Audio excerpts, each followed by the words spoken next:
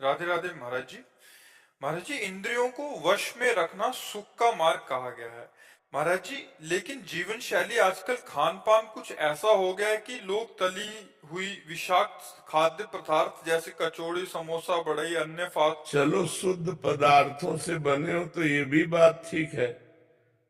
पता नहीं कौन सा तेल है, कौन सा घी है, चर्बी है कि क्या है, और कई दिन का सड़ा बाजार की चीजें तो मुझे लगता है कि परमार्थिक साधक को तो खाना ही नहीं चाहिए, क्योंकि वो बहुत ही अपवित्र और शरीर के लिए भी हानिकारक। वैसे सब लोग पसंद बाजारे का करते हैं, घर की रसोई करना पसंद करके होटल का ज्यादा पसंद करते हैं, गोलगप्पा और ये सब दुनिया की चीजें ज्यादा पसंद करते हैं। मैं ना लंदन से आई थी और मैं जब से आई हूँ तब से गोलगप्पे, छोले भटूरे, पाव भाजी ये सब खाने में लगी हूँ, क्योंकि खाते पीते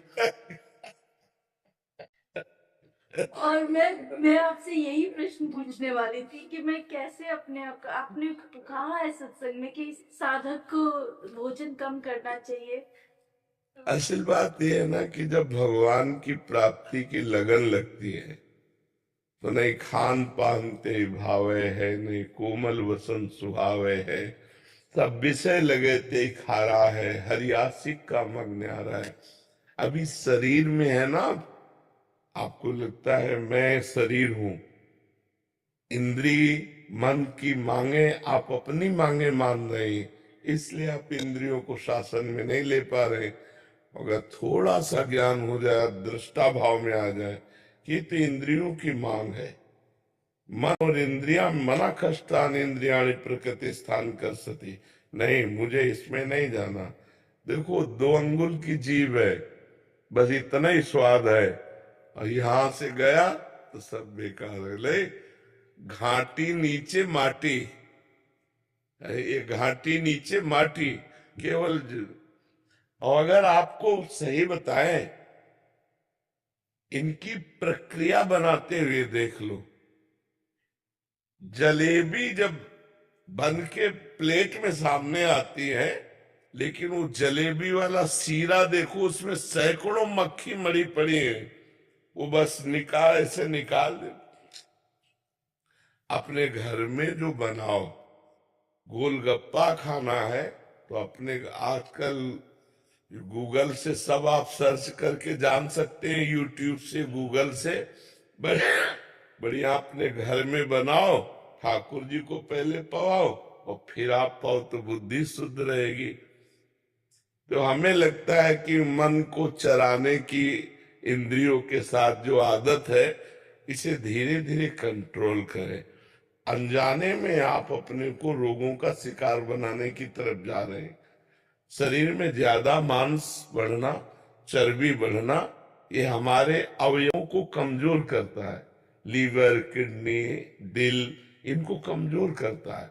तो हमें तो आपसे प्रार्थना है कि 30-40 मिनट व्यायाम कीजिए, 20 मिनट प्राणायाम कीजिए, और ये सब बाहरी चीजें छोड़िए और सात्विक भोजन कीजिए। तो अभी आपका शरीर जो है ना, वो परमार्थ और स्वार्थ लायक हो जाए।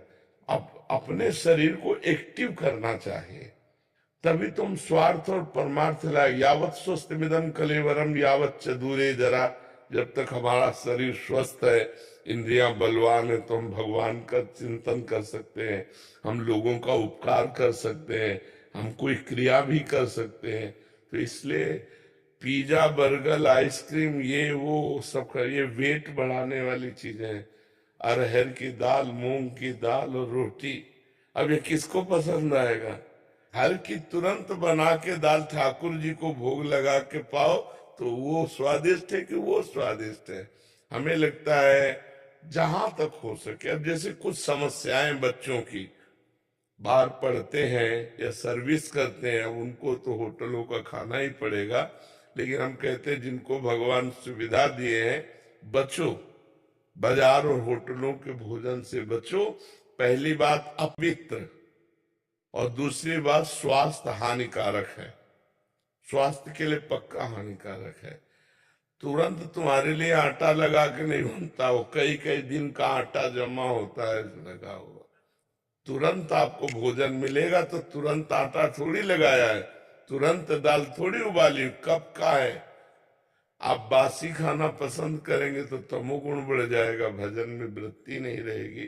तो भोजन सुधार तो भजन सुधार हो जाएगा, भोजन सुधार तो हमारे कर्तव्यों का पालन करने की क्षमता आ जाएगी। और ये आप कहते हैं जो बना रहा है उसके विचारों का भी बहुत प्रभाव पड़ता है, बहुत प्रभाव पड़ता है। वो गलत विचारों का तो वही प्रभाव बिल्कुल, जब आप भोजन पाएंगे तो आपके अंदर गलत चिंतन चलने लगेगा। देखो जैसे कुआं है ना, कुआं का जल हमारे लिए जो पौष्टिक परमाणु चाहिए, जीवाणु चाहिए, वो मिलते थे। कुआं का पानी अब तो गया कुआं। देखो कलयुग का कैसा प्रभाव।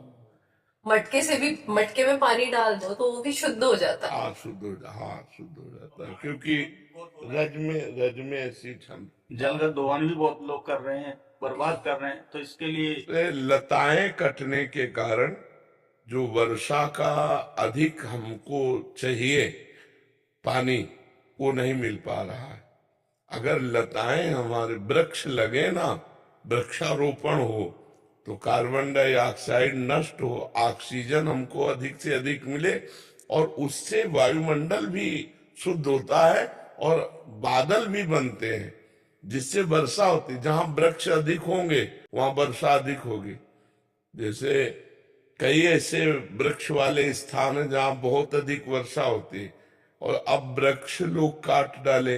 पहले तो कलयुग का प्रभाव, जो आम के बड़े बड़े पेड़ होते थे, वो सब बड़े बड़े पेड़ तो सूख गए, और ये वर्ण संकर आम चले हैं। इतना बड़ा पौधा, इतने इतने बड़े आम लगे, नहीं चले। अब ऐसे वर्ण संकर चले, जैसे विशाल वट वृक्ष है, विशाल पीपल का वृक्ष है, आम का वृक्ष है, नीम का वृक्ष है। ये हमारे प्रकृति के लिए बहुत आवश्यक है। हमें लगता है सबको एक एक वृक्ष लगाना चाहिए। महाराज जी लगा भी दो ना तो लोग काट जाते। अपनी जगह में लगाओ तो लोग क्यों काटेंगे आगे? वे अपने आंगन में लगा, अपने घर में लगा सकते हैं। हाँ, बहुत। नीम का पेड़ एक औषधि समझो। नीम का पेड़, उसके जो फल गिरते हैं, उससे जो गंध होती, बहुत रोगों को नष्ट करने वाली होती। नीम की जो वायु आती है वो शरीर के लिए सुखद होती। नीम की छाया में बैठना, लेटना, ये बहुत, गांव में तो ऐसे ही जग जाते थे, और अब तो दर्शन नहीं, खिड़की खोलो तो आसपास सब फ्लैट ही फ्लैट नजर आते हैं, वृक्ष तो नजर नहीं आते।